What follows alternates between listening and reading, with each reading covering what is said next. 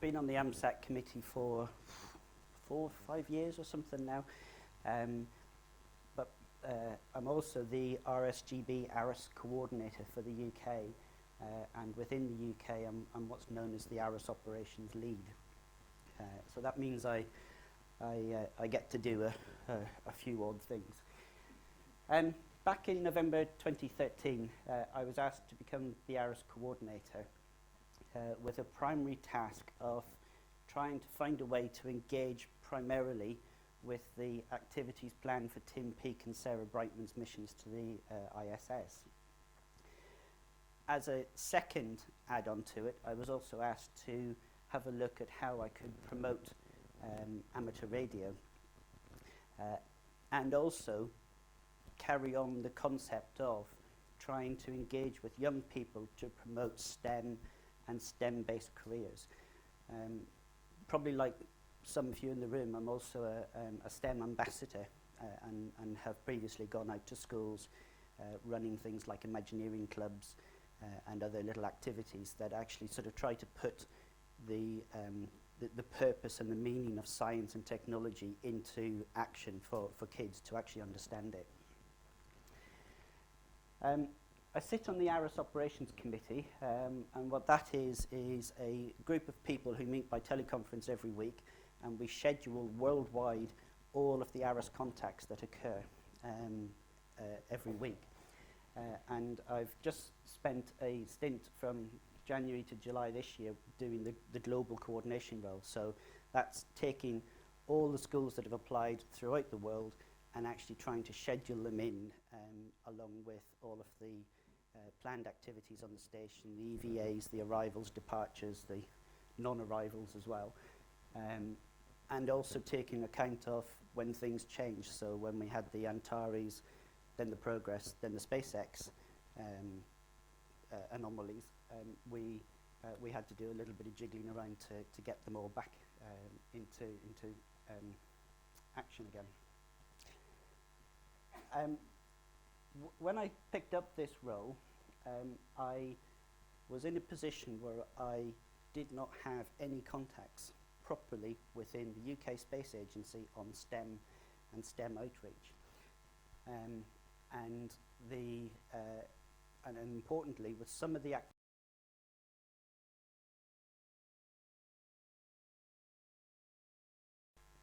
it took about a year until we, or at least I succeeded in getting to the Space Agency and Jeremy Curtis in particular, who's the head of education and skills. Jeremy, I had known from, it turned out I had known from the time of the Budbrook contact, the Richard Garriott contact back in 2008, and eventually sort of got him into it. Jeremy had never actually seen the contact itself other than what was on the video, but once I got to speaking to him, we started to move.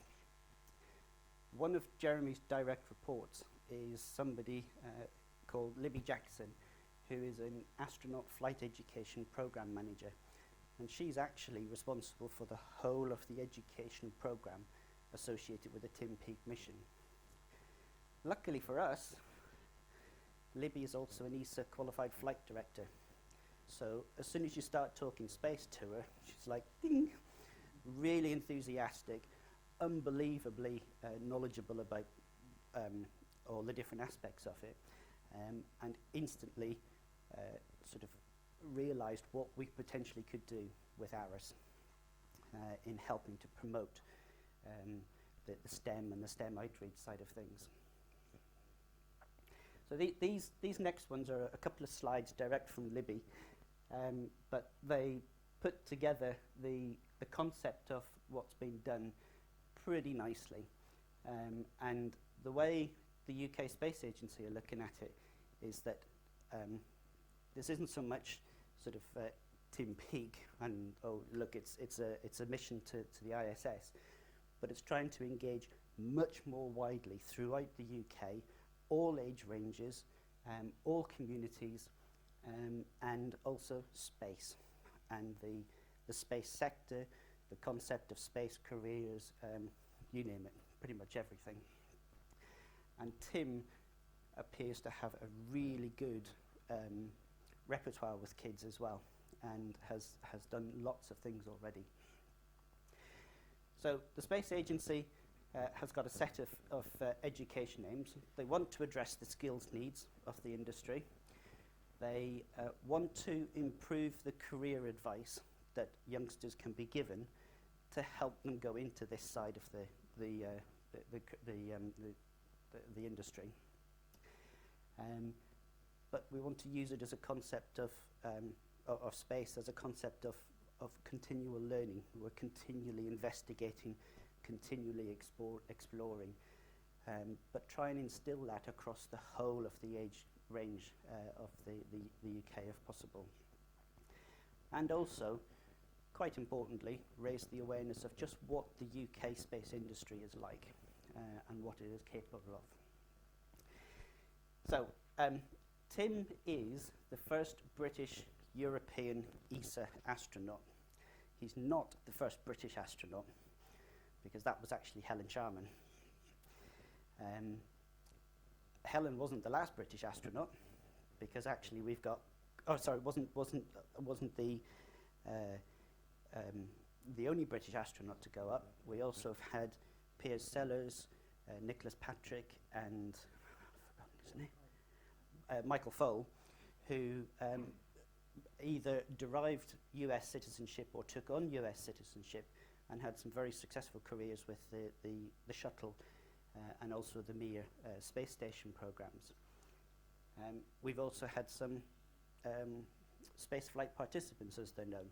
Richard Garriott, Mark Shuttleworth, the guy from South Africa, has British nationality as well.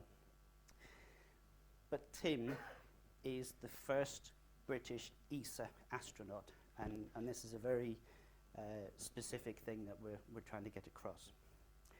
It's also the first time that the UK has been involved in manned spaceflight, and that's really important for the concept of getting involved with and promoting space as well.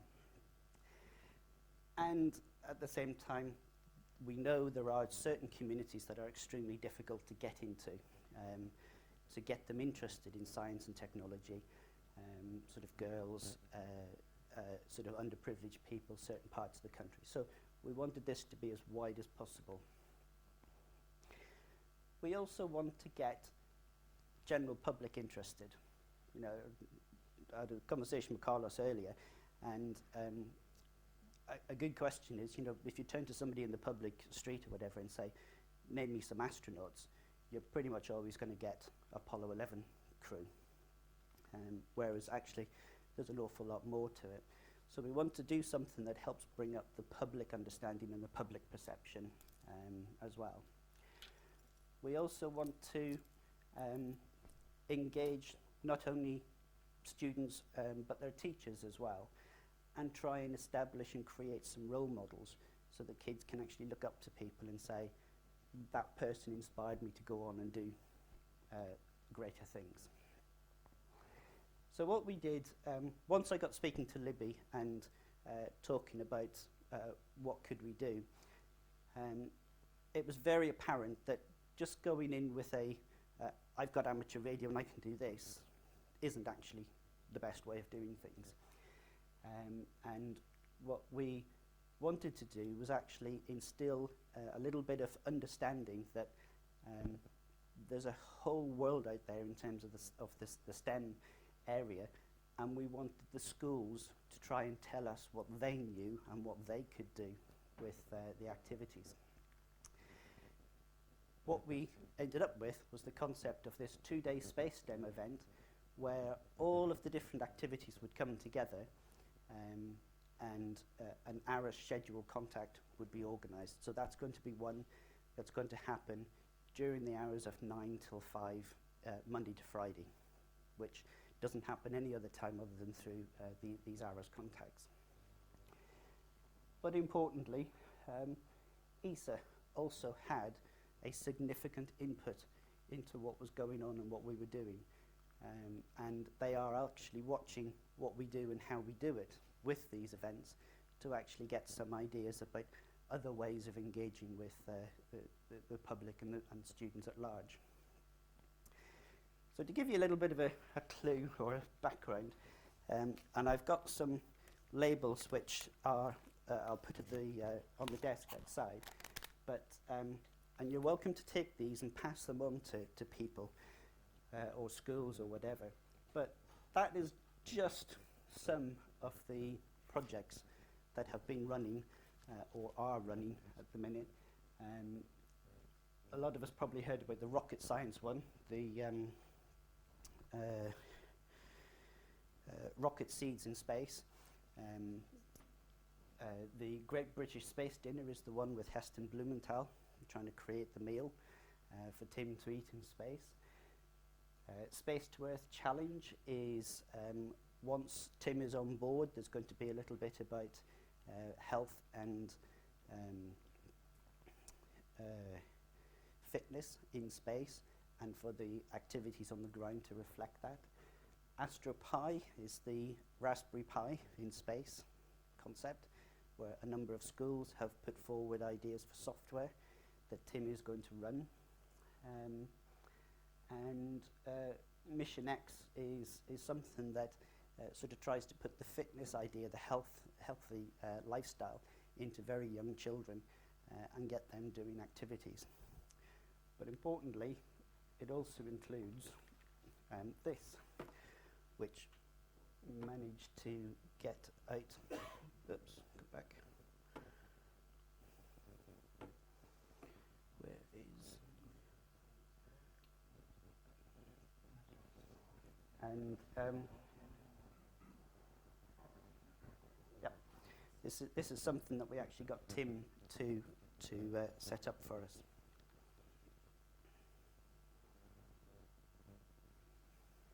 That's helpful.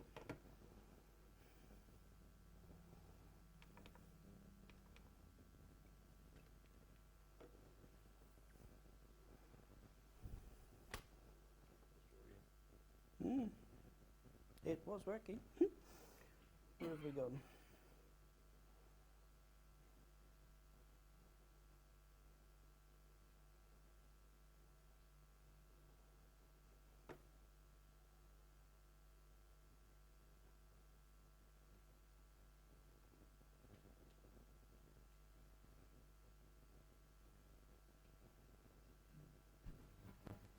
To take up the challenge and talk to the amateur radio from space? If so, go to the UK Space Agency's website where you can find out more information. Let's see if I can kick that back and restart it.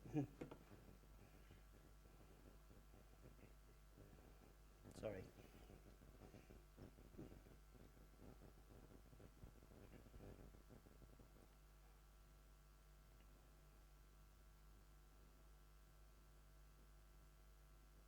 Hi, I'm British East astronaut Tim Peake, and I'll be starting my journey to the International Space Station in November this year, where I'll be living for 6 months. I'm delighted to report that on board the space station, in this Columbus laboratory, there'll be an amateur radio where I'll be able to talk to schools in the UK as the space station flies over. I'd love it for you to join this program. I'll be using the call sign GB1SS, and I'll be listening and standing by. Are you ready to take up the challenge and talk to me using the amateur radio from space? If so, go to the UK Space Agency's website where you can find out more information. So that went out to pretty much all schools in the UK earlier in the year, trying to get them to sort of engage with this, with the idea itself. It was actually a really successful process, and we've now ended up with 10 schools who have actually demonstrated a quite an impressive amount of work that starts in September and takes them all the way through the academic year, where there is a major focus on STEM activities, projects, not just within their own school, but within local feeder schools and other schools in the vicinity, with the communities as well, and has sort of put together a really good program of what they want to do and how they want to enthuse their students. critically, we've managed to hit some of the key things. We've managed to hit a school for girls in Hertfordshire itself. We've managed to get something in Wales, which is very pleasing. We've also got some of the schools in the north. The one thing we did find, very interestingly, was that actually the majority of the interest came from a number of the schools up in the northern part of the country, a couple down in the southwest, but the bulk of them was in this sort of home counties area, which has highlighted an interesting concept as to how do we get the message out further from the base locations of some of the big space industry companies who are sort of based around that area. So we've got some challenging sort of contacts to make. We've got the concept being worked that instead of the children just picking the sort of questions that they would want to ask, sort of the typical, you know, what do you do when you time off, and how do you do this, how do you do that, we're actually going to try and get them linked up with the principal investigators for all the research that's currently going on in the space station and the stuff that Tim is doing, and actually see if we can get the schools interested in that research so that they can then ask some appropriate questions of Tim while he's actually up there. So, not sort of dragging it on too much, last year when I stood here doing my FunCube outreach presentation, I started the discussion by saying outreach was typically really hard, really difficult to do, and sometimes we struggle with it. I'm going to eat my words on that one. The problem is not trying to ram amateur radio down people's throats. It's using amateur radio as a tool, a really good tool to actually extend the concepts of what do people who've got technical minds, technical ideas want to do with their careers. Where does it lead them up to? It doesn't always lead you down an electrical engineering route or a computer route, but actually there's lots of other routes. And the one thing that we're going to be trying to demonstrate is that actually the people that are doing these contacts actually have quite a breadth of interest and knowledge, and this is the sort of thing that we want to hopefully try and engender in the young kids. Now, as a last thing, this is a little bit of a video that Graham videoed at the UK space conference that happened last week up in Liverpool. During that conference, there was a telephone conversation with Tim, who was currently in Russia, and there were only 2 announcements that Tim was actually making in that whole speech about what he was going to do, because a lot of it was being handled by the UK Space Agency properly. And if I start this off. Now in quarantine in Bacona.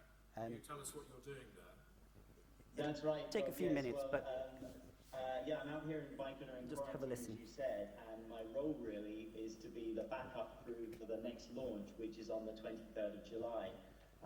And as backup crew, we have the responsibility to step in if for any reason the prime crew can't actually fly. But of course, you know, the main job here is to support the prime crew, to look after them, and make sure that it's actually them who are on top of the rocket next week and not us. Thanks. Can you tell us about the training you've been doing recently? The training's been extremely varied, as you can imagine. We have so many different topics to cover. But some of the things we've really been focusing on recently are Soyuz training as a crew. Now, obviously the launch, the re-entry and the landing are the kind of higher risk parts of any mission.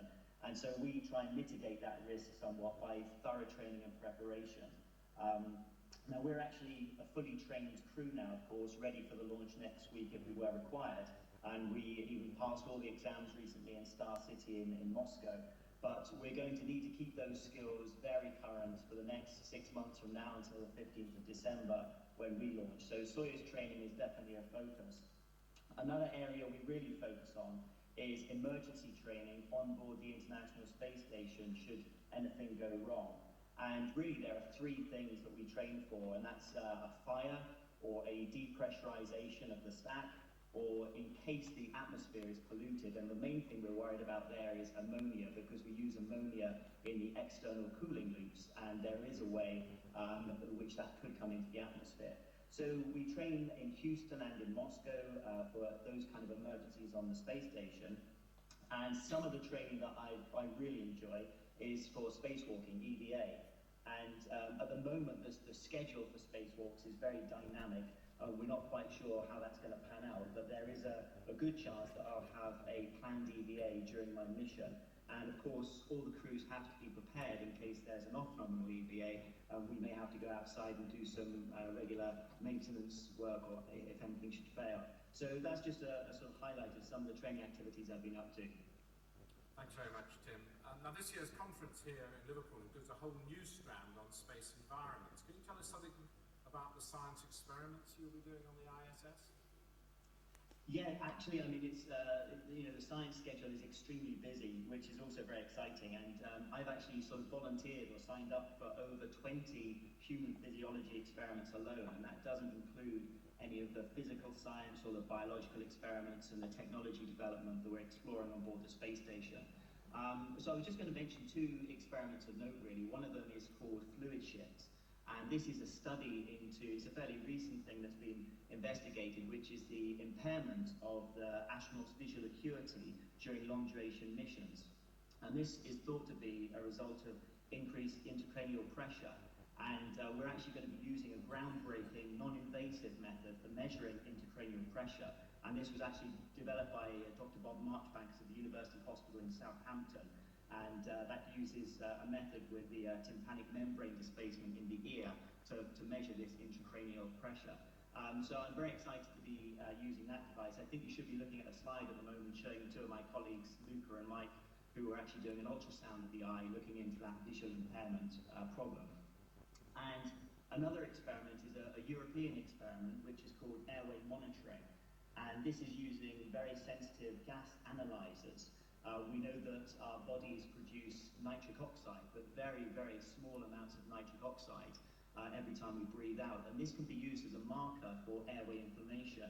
And it's something that we're looking into astronauts on long-duration flights. The atmosphere we work in is dustier, the dust doesn't settle.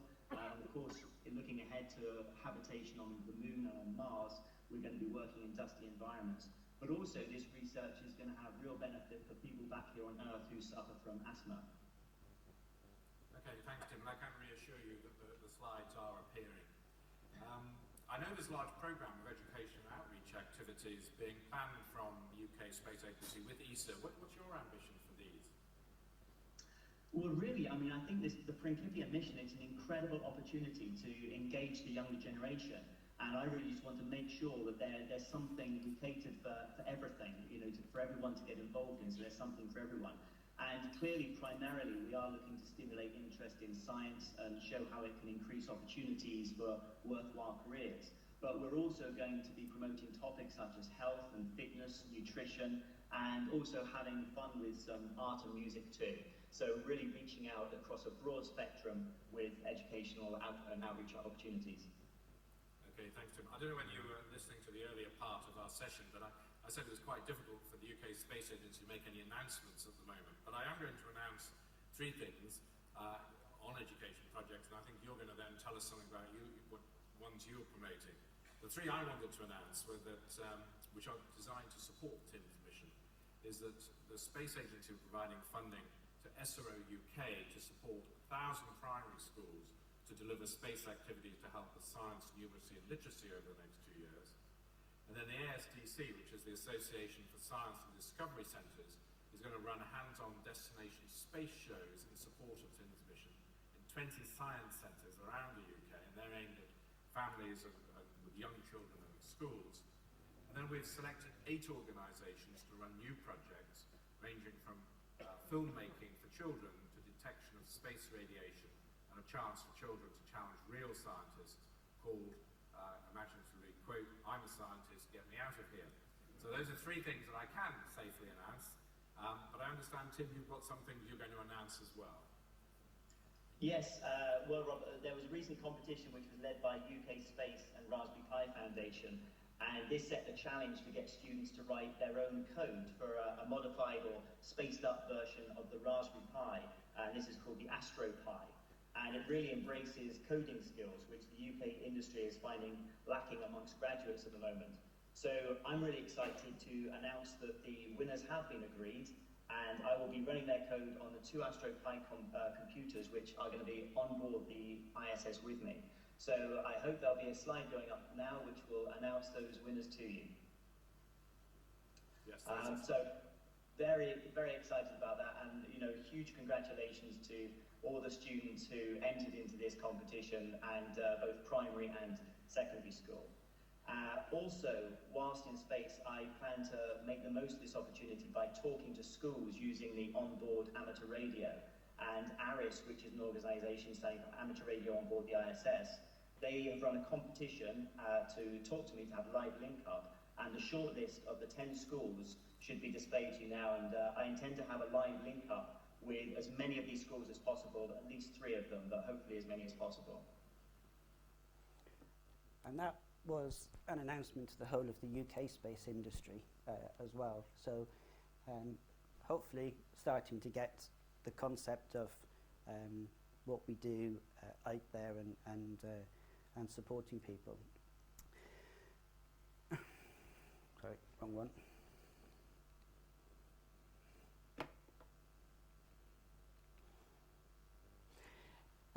So just a couple of things before finishing off with that picture. Some of the things that we're actually planning on doing when we go into these schools is also have a look at the ham video facility. Now, you've probably seen the Land Rover out the back, and Graham and Noel sitting on it and doing various things yesterday. But the concept that we're trying to get across here is that children are very accustomed to just looking at video as if it was coming from YouTube. What we want to do is put something in there that says, actually, here's something that we can do ourselves. But more importantly, I'm hoping to team up with and got agreements to team up with Goonhilly, which of course most people will recognise as one massive satellite park down in the southwest, where they're going to do some reception of ham video as well and stream it back to us at the school. Now that dish out there on top of the Land Rover is 1.2 metres wide. The one we're going to hopefully use at Goonhilly is just under 4 metres wide. So we're hoping that we can put things up and demonstrate that, here's how, if you like, the big boys do it, and here's what we can achieve. And this is simply one of the things that's there because we've got an interest in identifying problems, solving problems, and making things work itself. The last slide is probably a really interesting picture if you can actually pick out all of the nuances in it. But it was taken at the Royal Society with the bust of Sir Isaac Newton. First edition Principia Mathematica as well, which is where the mission name has come from. And of course, the first thing, or one of the main things that thesis worked out was the concept of gravity as well, which of course is why we're in space. So there's a nice sort of link up, and we're hoping that with the educational activities that we've got planned, we can actually enthuse children into subjects with STEM backgrounds, but more importantly start getting them coming into the STEM type careers. We will be doing the contacts next year. We're going to potentially have 2 short windows, and as Tim says, we've got 10 schools on the short list. How many of them we get to do is going to be a complete matter of time on board the station, access to the scheduling slots, time over the UK for the station itself, and our ability to get from one site to another as well. But anyway, it's looking like it's going to be a very exciting time. We've got a number of good locations that we're looking at, and we're hoping that we can actually promote this as much as possible. And hopefully next year we'll be able to come back and tell you how we did. Thank you.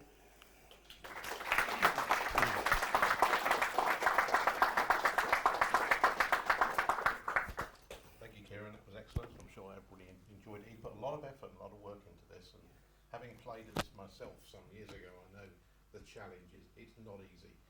Spent most of yesterday with attempting to put the kit together in the back office, which is the first time some of it has been together for 5 years, and that's a challenge in itself. It's been spread across the country, and Ciaran's put in a tremendous amount of effort. So once again, I thank him.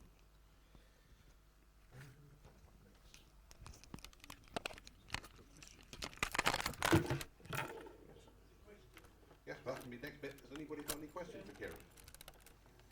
Yep. Go ahead. So do you expect Sarah Bright to come back in?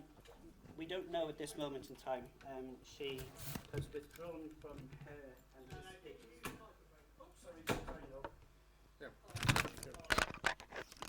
She's withdrawn from her own scheduled mission, and there's no date set for when she'll come back to it. So we don't know what's going to happen with that one, and we'll just play it by ear as and when it does happen. Yes, a couple of things. A couple of school names I recognise in there. Thank you. A couple of school names I recognise from the day job, but more importantly, I just wanted to say first of all, like everybody else, congratulations on achieving what you have done so far. Because like Carlos, I take the view, it's not easy. Couple of things. Have you attempted to engage with any of the academy chains? So I'm thinking of people like the ARC chain, for example, who cover large parts of London, disadvantaged communities, etc. And the opportunity possibly to get to a larger number of schools in maybe not in one hit, but a bit more effectively. The other thing that's being talked about a lot in schools at the moment is this idea of resilience, mental resilience among students. And it seems to me if you're going to be blasted on top of a sort of firework into space, into a very hazardous environment, you need to be pretty resilient. So I wonder whether in addition to those sort of work streams that are already there, maybe it's one for the future, but there might be some work to be done for somebody like Tim, explaining how he copes with stress and problems and setbacks, all the things that are deemed now to be very important to the mental health of students. Perhaps it goes in with the kind of medical stream. But basically, I just wanted to say, well done. Cheers, Ciaran. Okay, on the academy front, the competition went out to all schools, primary all the way through to sixth form, and in some cases some further education colleges as well. We did have response from a number of academies. There are a number of academies that are on there, but because we were looking for a really heavy commitment, I think the thing that I would say is that the ones that responded really well have demonstrated their commitment, and it's a lesson that we've got to take forward and work out how do we get them to sort of develop their resilience, if you like, in actually pushing through activities like this. So that's it's happening, but it is slow. In terms of the mental resilience side of things, I think that is built into an awful lot of the health and fitness activities that are going on. The exact details I don't have. Libby would be a really good person for that. But the whole idea is, with a number of the programs, the Mission X, Space to Earth things, is to get the kids to understand what is happening on space, how it affects them, and how they can do things better on Earth to make it work the other way as well. Jim? Oh. Nope.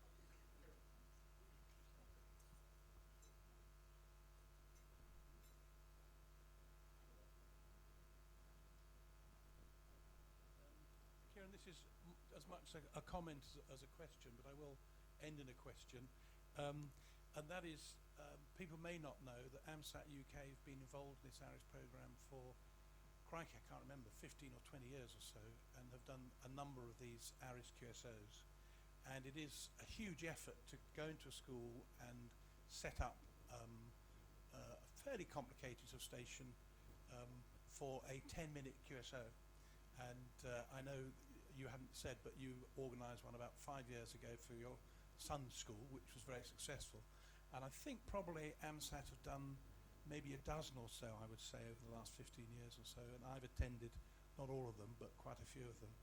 And we haven't failed yet.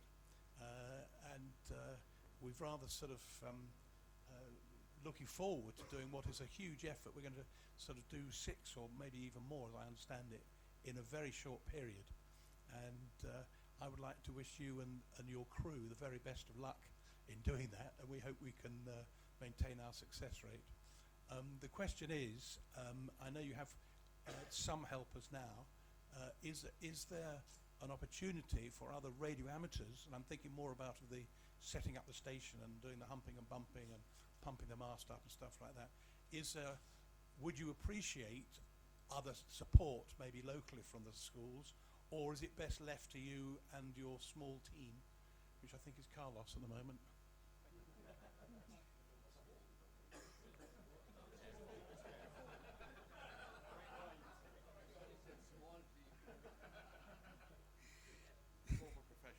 Exactly. Number one, thanks, Jim. Yes, we've got a very successful record, and we have absolutely no intention of letting that level drop in any way, shape or form. So we've got a fair bit of work to do. What we've also done, because I'm the RSGB representative to ARISS as well, we have also extended the invitation slightly wider. Historically, we've carried out the contact, or an amateur who has organised the contact has carried out the actual voice operations on the day. We've put forward the concept and the idea that actually if any of the schools that we're going into have kids that have their radio licence or are willing to work towards their full radio licence, that the RSGB will put in place training for them to help them get their licence, and those that do will put front and centre on the mic for the day, actually doing the actual call to Tim. So it's not so much a case of us sort of wanting to sit there and be talking to Tim all the time. We're actually trying to make this as much school-owned as possible into the future.